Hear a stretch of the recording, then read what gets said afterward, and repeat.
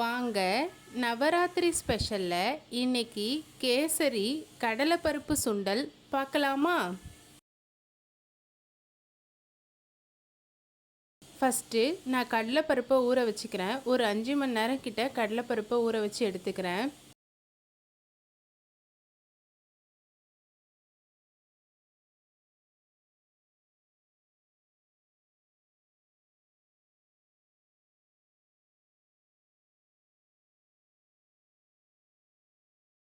இப்போது கடலைப்பருப்பு நல்லா ஊறிடுச்சு.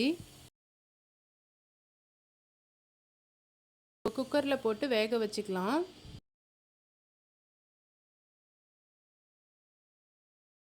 கடலைப்பருப்பு வேகிற அளவுக்கு தண்ணி ஊற்றிக்கலாம். இப்போது இதுக்கு தேவையான அளவுக்கு உப்பும் ஆட் பண்ணிட்டு குக்கரை மூடி விசில் போட்டுக்கலாம். நான் ஒரு 5 விசில் விட்டு எடுத்துக்கிறேன்.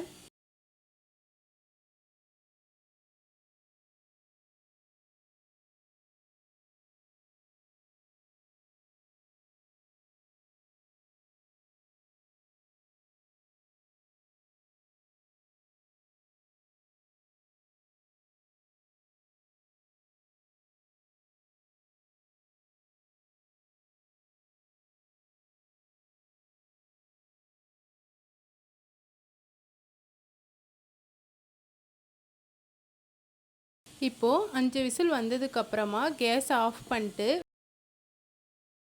ப்ரெஷர் நல்லா ரிலீஸ் ஆனதுக்கப்புறமா நம்ம ஓப்பன் பண்ணி பார்க்கலாம்.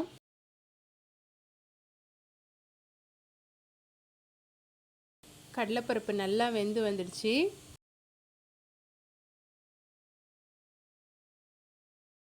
இப்போது இதில் இருக்க தண்ணியை நம்ம வடிகட்டி எடுத்துக்கலாம். தண்ணியை வடிகட்டி எடுத்தாச்சு. இப்போ நம்ம இதுக்கு ஒரு சிம்பிளான தாளிப்பு ரெடி பண்ணிக்கலாம். எண்ணெய் ஆட் பண்ணிக்கிறேன். எண்ணெய் கொஞ்சம் காஞ்சதுக்கப்புறம் கடுகு ஆட் பண்ணிக்கிறேன்.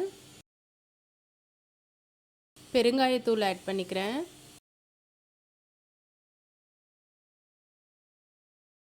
காஞ்ச மிளகா காரத்துக்கு ஆட் பண்ணிக்கிறேன்.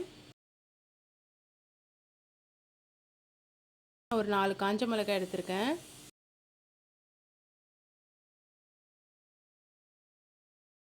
இதிலே கருவேப்பிலையும் ஆட் பண்ணிக்கிறேன்.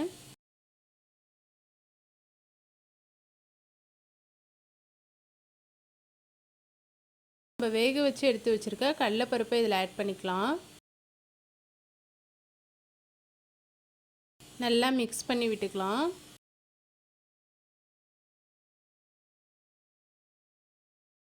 இப்போ நல்லா மிக்ஸ் பண்ணி விட்டதுக்கப்புறமா நம்ம துருவி வச்சுருக்க தேங்காவை ஆட் பண்ணிக்கலாம்.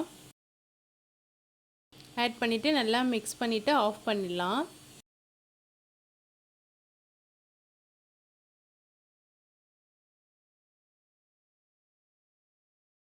அவ்வளோதான், நம்மளோட சூப்பரான கடலைப்பருப்பு சுண்டல் ரெடி. கேசரி ரெடி பண்ணிக்கலாம். இப்போது ஒரு பாத்திரத்தில் நெய் ஆட் பண்ணிக்கிறேன். நெய் ஆட் பண்ணிட்டு நெய் சூடானதுக்கப்புறமா ரவை ஆட் பண்ணிக்கிறேன். நான் ஒரு டம்ளர் சின்ன டம்ளரால் ஒரு டம்ளர் ரவை எடுத்திருக்கேன். அதை நெய்யிலே நல்லா வறுத்து எடுத்துக்கலாம்.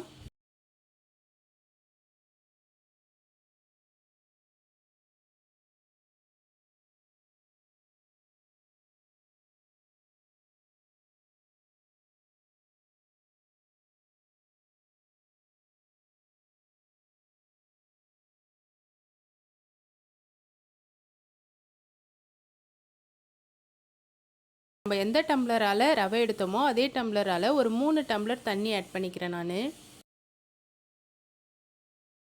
ஆட் பண்ணிவிட்டு எந்த கட்டியும் இல்லாமல் நல்லா கிளறி விட்டுக்கலாம்.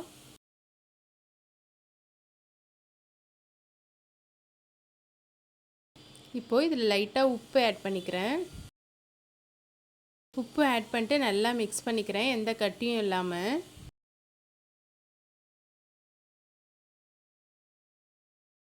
இதிலே ஃபுட் கலர் ஆட் பண்ணிக்கலாம். நான் ஃபுட் கலர் வந்து தண்ணியில் கரைச்சி அந்த ஃபுட் கலரையும் ஆட் பண்ணிக்கிறேன். ஆட் பண்ணிட்டு நல்லா மிக்ஸ் பண்ணிக்கிறேன்.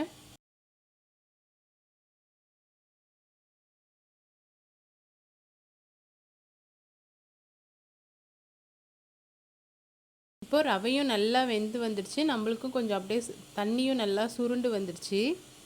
இந்த ஸ்டேஜில் நான் சர்க்கரை பாகு ஆட் பண்ணிக்கிறேன். நான் ஒரு 2 டம்ளர் சர்க்கரை பாகு ஆட் பண்ணிக்கிறேன். நம்ம நார்மலாக லைட்டாக இப்போ இதுக்கு தேவையான அளவுக்கு இப்போ நான் 1 டம்ளர் ரவை எடுத்திருக்கேன். நான் ஒரு 3/4 டம்ளர் சர்க்கரை போட்டுட்டு தண்ணி ஊற்றி நல்லா ஒரு பாகு பதத்துக்கு எடுத்திருக்கேன் கரைச்சி. அதை நான் இதில் ஆட் பண்ணிக்கிறேன்.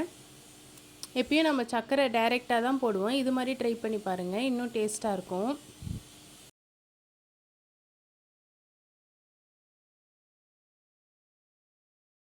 இப்போ இது நல்லா சுருண்டு வரட்டும். நம்மளுக்கு இது மாதிரி சர்க்கரை பாகாக எடுத்து போடும்போது இன்னும் டேஸ்ட் நல்லாயிருக்கும். இப்போது இது கேசரி ரெடி ஆயிடுச்சு. அதுக்கு ஒரு முந்திரி திராட்சையை வறுத்துக்கலாம். ஒரு ஸ்பூன் நெய் ஆட் பண்ணிட்டு முந்திரியும் திராட்சையும் போட்டு நல்லா வறுத்து எடுத்துக்கிறேன்.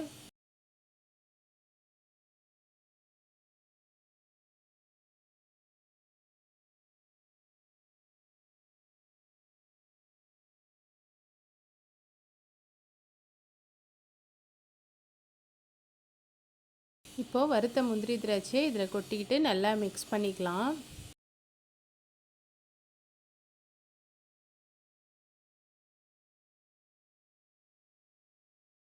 அவ்வளோதான், நம்மளோட சூப்பரான கேசரியும் ரெடி ஆயிடுச்சு.